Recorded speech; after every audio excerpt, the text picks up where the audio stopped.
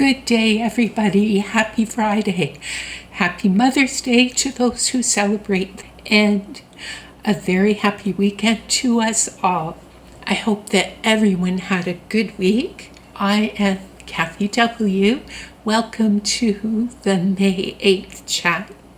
A quick reminder that if you would like your pictures included in the Smaller Than a Bread Box slideshow this month, please email me by May 19th in time for them to be included in the May 22nd slideshow.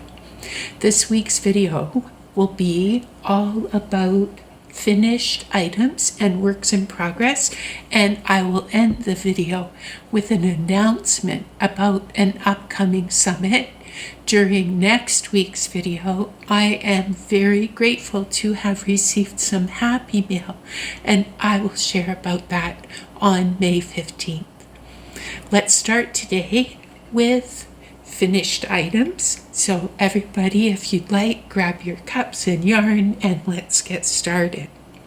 Many of you know about Crochet and Knit with Nona Rosanna's channel and how she shows a different book cover at the start of each month. Then we are inspired by one or more of the colors on the book cover when making any item of our choice, and this month I made a vest. I used a free pattern on the Furls website. It's called the Rhapsody Vest, and it is designed by Laureen Hawthorne Eppolite. And to make it, I used a 6.5 millimeter hook. The yarn that I used is a thicker worsted weight than the pattern calls for. So I did make a smaller size than I usually would, and I started my project with a foundation of 121 stitches. This yarn is a good match to the book cover. I will show a picture of the book cover over here, and this is the yarn that I used.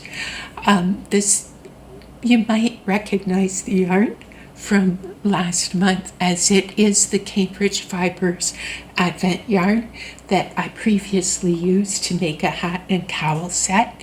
This is Ganga Acro Wools Karen Streusel Cakes in the color Slushy.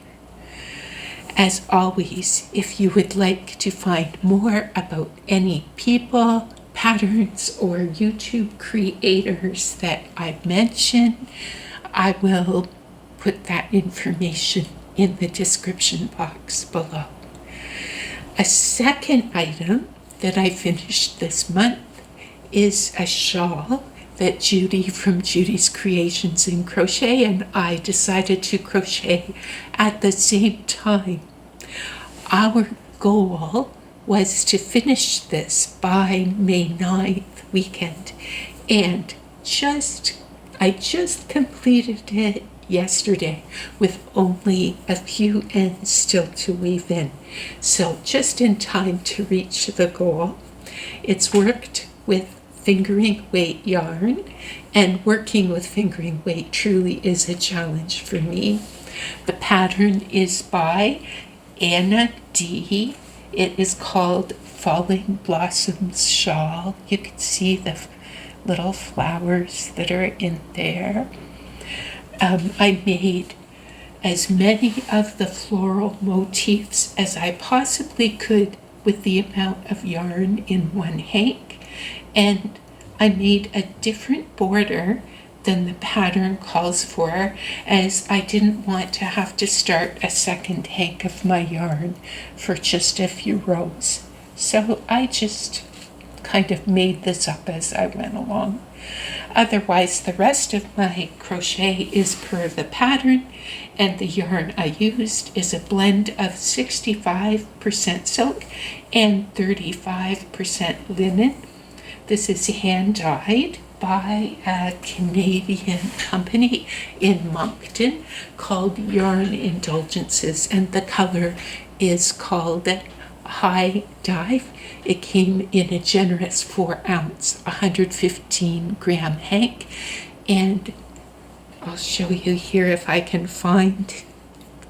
Oh, I don't know where it went. I had just such a very small amount of this yarn left. I was going to show you.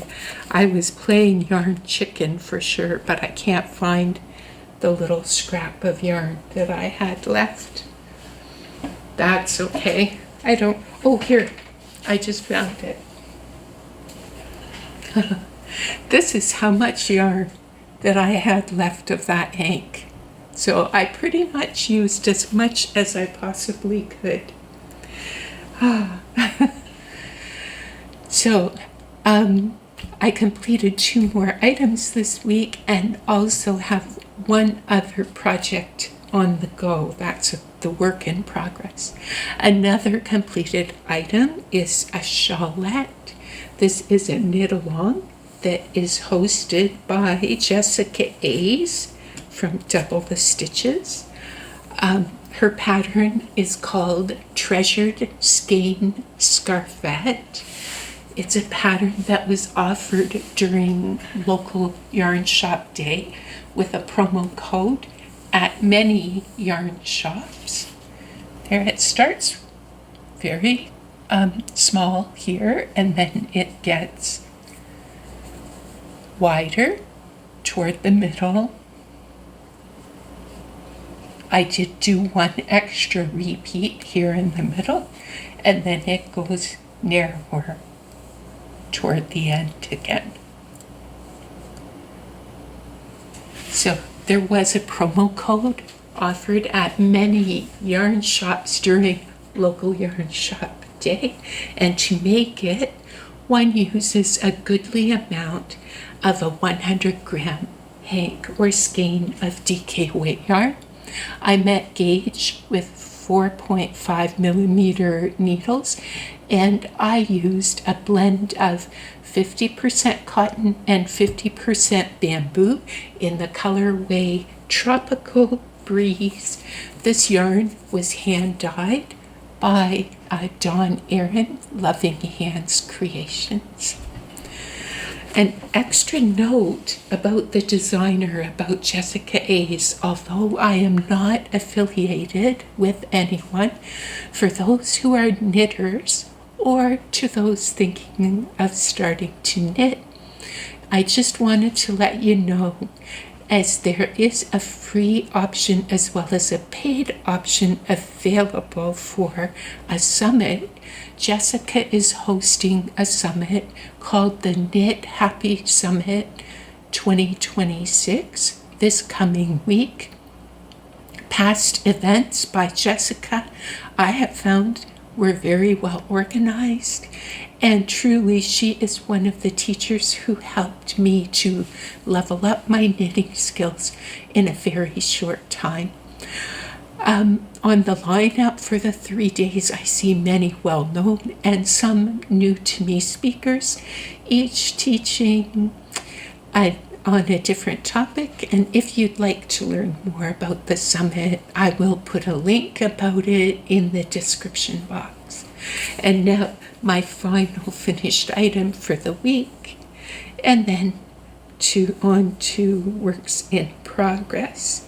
Now this finished item is a dishcloth. It's called a Bloom Where You Are Planted, and it's a design by the Kitchen Sink Shop. I used a 3.75 millimeter needles to make this, and the yarn is Estelle Suds Crafting Cotton Spray in the color Confetti, and each month I have been making one of the patterns from one of the Kitchen Sink Shop booklets.